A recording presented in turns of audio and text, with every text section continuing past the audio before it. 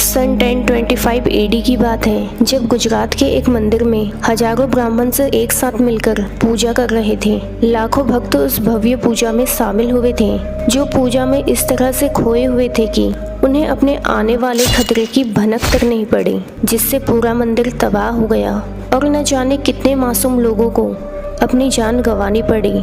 आखिर क्या था इस मंदिर का रहस्य? क्यों ईश्वर पर आस्था रखने वाले भक्तों को अपनी जान गंवानी पड़ी? क्या ये मंदिर शापित था या इस घटना के पीछे का रहस्य कुछ और था? आइए जानते हैं। गुजरात की शान माना जाने वाला सबसे पुराना महादेव को समर्पित सोमनाथ टेम्पल, जो कि इस हमले के बाद अपनी सारी रौनक खो चुका था।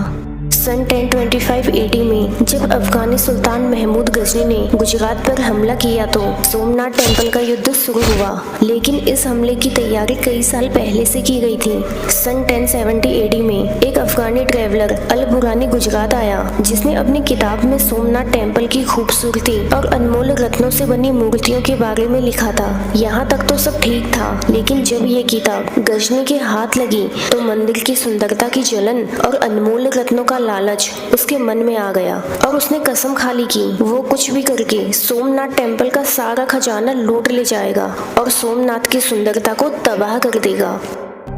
कहा जाता है कि सोमनाथ टेम्पल की शिवलिंग में श्री कृष्ण की सियामंत मणि छिपाई गई थी, जिसकी मान्यता ये थी कि इसके होने से सोना चांदी दौलत किसी भी चीज की कमी नहीं आती थी। लोग ये तक मानते थे कि इस मणि के होने से ही सोमनाथ की शिवलिंग पानी में तैरता है। जब मणि का पता गजनी को लगा तो वो इसे हासिल करने के लिए पागल सा हो गया। उसे कुछ भी करके ये मणि चाहिए थी।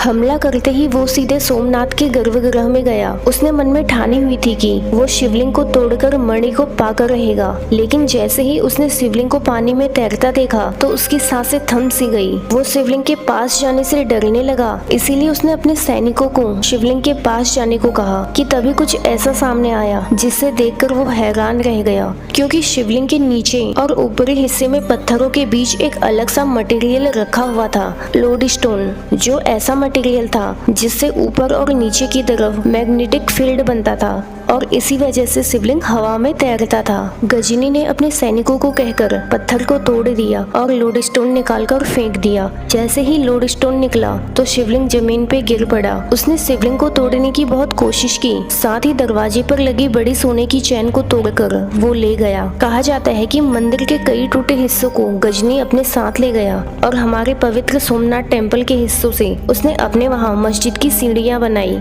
गजनी ने मंदिर के सभी रत्न, हीरे जवाहरात को चुरा लिया और मंदिर को तबाह करके बाद में मंदिर में आग लगा दी, जिसमें लगभग 50,000 लोग जलकर राख हो गए।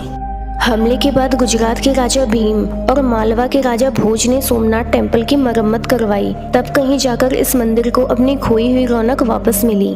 लेकिन ठीक इसी तरह कुछ समय बाद ही सोमनाथ टेम्पल को फिर से एक हमले का सामना करना पड़ा।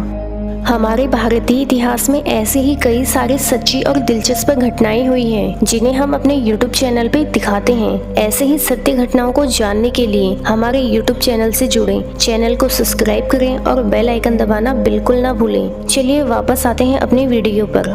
दिल्ली सल्तनत का बेरहम सुल्तान अलाउद्दीन खिलजी ने बहुत शान से ये घोषणा की कि मैंने अपनी तलवार से 50,000 लोगों को मारकर जहन्नुम पहुंचाया है, जिसने फिर से 12वीं सदी में एक बार और इस भव्य मंदिर की नींव को हिला दिया। इस तरह का हमला सोमनाथ के लिए कोई नई बात नहीं थी, क्योंकि भारतीय इतिहास में ऐसा कई बार हो चुका था। खिलजी ने कई बार इंडिया में हमला करके असंख्य निर्दोषों की जान ली थी। बात साल 1299 की है, जब अलाउद्दीन खिलजी ने उल्लाह खान से हाथ मिलाकर गुजरात पे हमला कर दिया। उस समय गुजरात में वधेला वंश का शासन था, जिन्होंने पूरी ताकत से खिलजी और उसकी सेना का सामना किया। लेकिन खिलजी हार मानने वाला नहीं था। उसकी नजर सोमनाथ मंदिर पर थी। वो एक बार फिर से सोमनाथ टेम्पल को तबाह करना चाहता था, साथ ही मंदिर का खजाना लूटकर अपनी सल्तनत को और मजबूत बनाना चाहता था। ऐसे ख्यालात मन में रखकर उसने सोमनाथ पर हमला कर दिया। फारसी यात्री हसन निजामी ने अपनी एक किताब ताज उल मासिर में इस हमले का वर्णन किया है। हसन निजामी अपनी किताब में लिखते हैं कि हाथों में तलवार लिए लाखों की सेना, हाथी, घोड़े और तोपों को लेकर खिलजी ने सोमनाथ टेम्पल पर अटैक कर दिया। राजा कर्ण अपनी सेना के साथ युद्ध की तैयारी कर रहे थे, जिनके साथ सोमनाथ के कई आम लोग युद्ध करने के लिए निकल पड़े, लेकिन खिलजी की इतनी बड़ी विशाल सेना के सामने ज्यादा देर तक टिक नहीं पाए। अपने रास्ते में आने वाले हर एक इंसान को खिलजी ने मार दिया और सोमनाथ टेम्पल पर अटैक कर उसे तबाह कर दिया।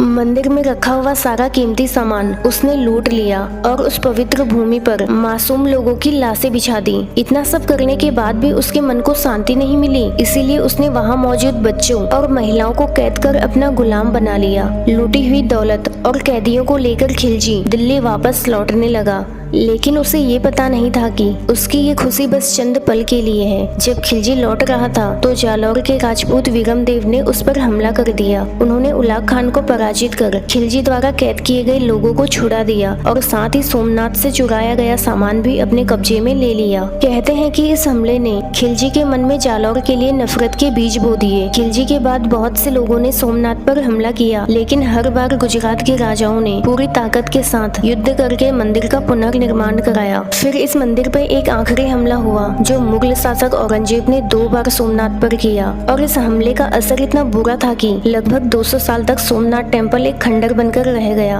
17वीं सदी में औरंगजेब मुगल सल्तनत का बादशाह था जो पूरे हिंदुस्तान पर कब्जा करना चाहता था। हिंदुस्तान के लोगों को ठेस पहुंचाना और पूरे भारत को मुगल साम्राज्य का गुलाम बनाने के लिए उसने बहुत से मंदिरों पर हमले किए और साल 1701 में उसने गुजरात के सबसे प्रसिद्ध सोमनाथ टेम्पल को अपना निशाना बनाया। इस हमले में हर बार के जैसे ही मंदिर को तबाह कर दिया, लेकिन एक बार फिर से गुजरात के शाही परिवार ने मंदिर का पुनर्निर्माण कराया। लेकिन औरंगजेब के मन में भारत के लिए इतना जहर था कि उसने ऐलान कर दिया, तुम जितनी बार इस मंदिर को बनाओगे मैं उतनी ही बार इसे तोड़ दूंगा। अपनी नफरत के चलते उसने साल 1706 में सोमनाथ पर हमला किया, लेकिन ये हमला इतना खतरनाक था कि इसने सदियों तक सोमनाथ के लोगों के मन में डर बैठा दिया। जैसे ही उसकी सेना ने सोमनाथ पर हमला किया तो वहाँ के पंडित और बाकी लोगों ने उसका विरोध किया। अपनी शान को बनाए रखने के लिए उसने मंदिर के 2 पंडितों की हत्या कर दी और मंदिर के ठीक सामने एक गाय की बलि दे दी, और एक बार फिर से उसने सोमनाथ को तबाह कर खंडर बना दिया। करीब 200 साल तक वीरान रहने के बाद साल 1951 में इसे फिर से बनाया गया। जिस सोमनाथ टेम्पल को आज हम देखते हैं वो इसे 7वीं बार बनाया गया है, जिसे 1951 में भारत के पहले राष्ट्रपति डॉक्टर राजेंद्र प्रसाद ने सरदार वल्लभ भाई पटेल की मदद से बनवाया था। लेकिन इस मंदिर में कुछ ऐसे राज दफन थे जो उस समय सामने नहीं आए, और साल 2020 में IIT की टीम ने गांधीनगर सोमनाथ में खुदाई की, जिसमें हैरान कर देने वाली बात सामने आई। सोमनाथ के मुख्य मंदिर के नीचे एक 3 मंजिला इमारत के अवशेष मिले। IIT गांधीनगर की रिपोर्ट के हिसाब से इस इमारत में अलग अलग वंश के राजाओं के निशान बने हैं, और साथ ही कुछ ऐसे बर्तन और मूर्तियां मिली जो इतिहास की अलग अलग पीढ़ियों को रिप्रेजेंट करती हैं। आखिर क्या थी ये इमारत और कैसे इतने साल तक ये मंदिर के नीचे छिपी रही? इतिहास की माने तो औरंगजेब के बाद भी कई मुगलों ने सोमनाथ पर अटैक किया। मंदिर के आसपास के लोगों का मानना है कि सोमनाथ पर 17 से भी ज्यादा बार हमले किए गए। कहा जाता है कि साल 1783 में इंदौर की रानी अहिल्याबाई ने यहाँ के शिवलिंग को मेन मंदिर के नीचे खुफिया मंदिर में छिपा दिया। आर्कियोलॉजिस्ट का मानना है कि साल 2020 की खुदाई में मिले अवशेष इस गुप्त मंदिर के ही हैं। लेकिन ये खुफिया मंदिर किसने बनवाया, इस मंदिर की वास्तविक उत्पत्ति आज भी एक गहरा रहस्य है।